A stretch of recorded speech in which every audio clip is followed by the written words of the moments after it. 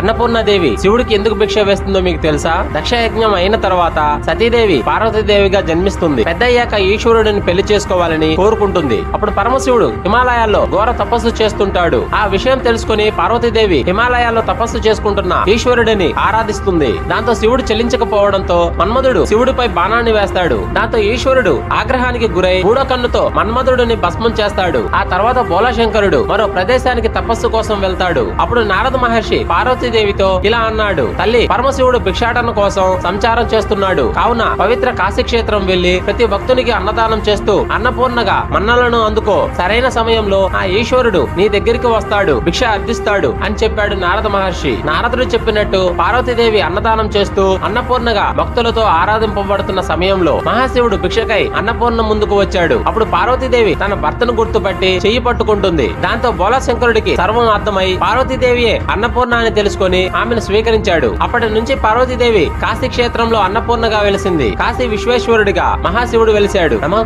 పార్వతీ పతయే. హర హర మహాదేవ శంభో శంకర. మరిన్ని వీడియోల కోసం జై కేతనం సబ్స్క్రైబ్ చేసుకోండి.